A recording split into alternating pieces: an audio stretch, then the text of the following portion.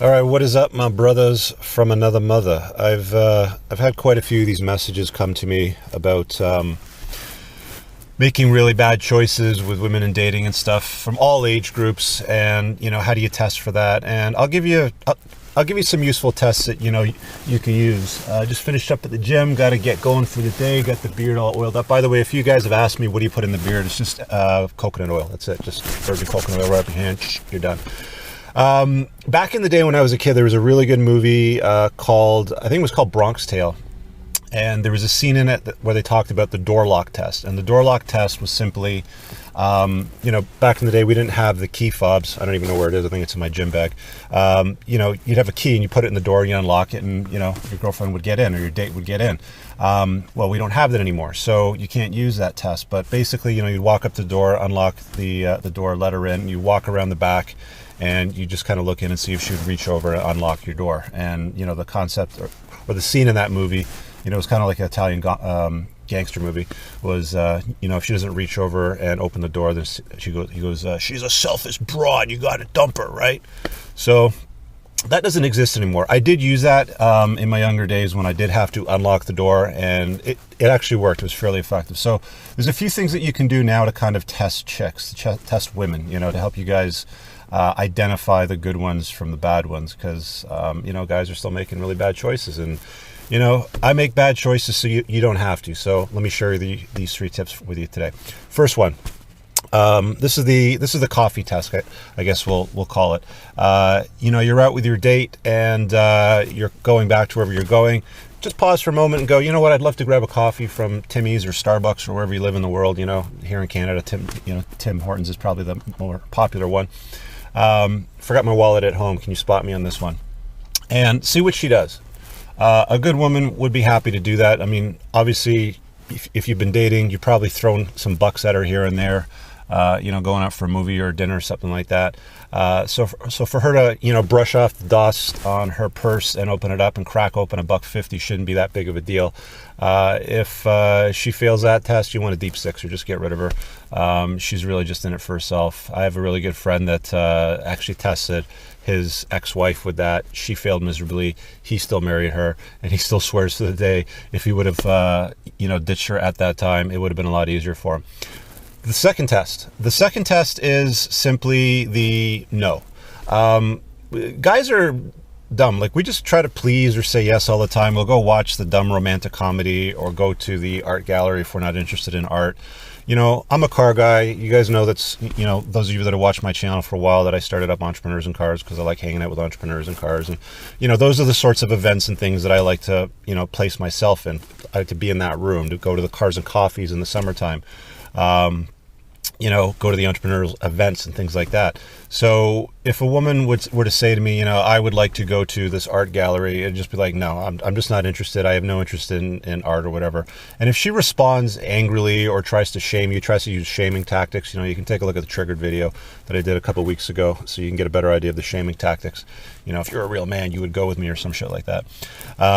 You want to deep six her. You just want to get rid of her. She's going to be a royal pain in the ass. She's going to try to shame you or convince you to do things that you're not interested in. And to be honest with you guys, we live in a world of, balance, and, feminism's come along and they want equality. Well, if she wants to go watch some, romantic comedy or go to an art gallery, let her do it by herself or with her girlfriends or with her mom or something like that. If it's not something of interest to you, just say no. And don't be a dick about it. Just let them know it's just not something that's of interest to me. There's other things I could be doing with my time. Another really good example that I could use from my own experience. I was asked to attend a dinner party with some people that I had met before that I knew that were just, how can I put it? You're the average of the 5 people that you spend the most time with. So if you spend time in rooms with people that are shitty and are going to lower your average and negative and really drain you like energy vampires, it's just a bad choice. It's a bad decision. And I said no to it. And she freaked out. She lost her mind. She was really upset. You shouldn't judge people and all this sort of stuff. And she started using shaming tactics. Well, I should have known at that point, because there's a lot of red flags with that woman that I was dating. But, things like that you can use to test them. So it's basically the no test. And the third and last test that you can use is basically the prenup test. And this will basically demonstrate to you in a very clear and concise fashion if this woman is into you for you, or if she's into you because of hypergamy. Now, all women are hypergamous. I gotta get going. I hope you guys can still hear me. All women are reasonably hypergamous, and they're going to look to benefit their scenario or to spend time with somebody that's going to up their average. You know, it's funny because they don't want us to say no to dinner events, spending time with people that are going to lower your average or drain you. But you know, they're always looking to marry up economically and make sure they find somebody that's in a better boat than they are. So the way that you bring this one up, you're not going to say, hey, you know, I need you to sign a prenup if we're ever going to settle down, or a cohabitation agreement if we're ever going to live together. Just bring it up in casual conversation. You know, a friend of mine was having a conversation, you know, with their partner, and they brought up the idea of a prenup. You know, you can mention it was a guy or a girl, whatever, you know, combination of that you want to use. You know, they brought up the idea of a prenup, and they had that conversation, and, you know, just kind of like throw it off to her. You know, what are your thoughts on that? And again, you know, I actually had this conversation with a woman that I was dating for about 6 or 7 months, and when I had actually, I didn't mention it, she brought it up. She said that one of her friends was presented with the idea of a cohabitation agreement because she was pushing to live in. You know, she was down here, he was up here, he was fairly well off, and she wanted to move into his life. And you know, I said, well, that's pretty much par for the course at this stage. You know, if you're divorced, because I was divorced at the time, and you've got a child, you want to make sure that your wealth transfers to your child and, you know, isn't distributed places like, you know, other people's children that aren't yours if things don't work out. And she got very upset, exceptionally upset. So that was a bad sign. Dumb me. I was thinking with the wrong head. I kept dating, but yeah, you know, I could have probably saved myself a lot of time. So there's a few good examples of, I guess, how you can shit test women, because women are always shit testing men.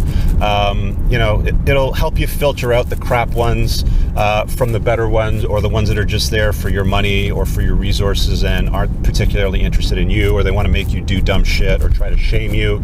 So I hope that helps. Leave a comment below. Let me know if you have any suggestions for the audience, because I know a lot of you guys read the comments and participate in them. Smash the like button, subscribe, browse the rest of the videos in this playlist, and we'll see you guys in the next video. Talk to you guys later. Peace.